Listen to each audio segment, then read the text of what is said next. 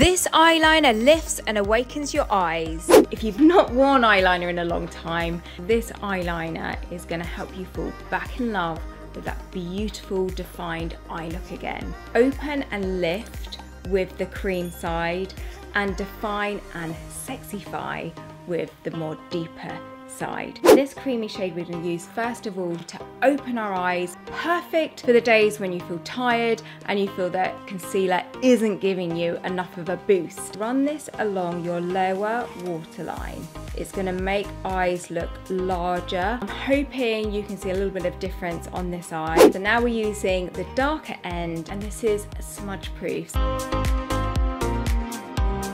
If you like to have a little wing to your eyeliner, it's really easy to do. Put a little bit of product right on the corner here, drag that colour up.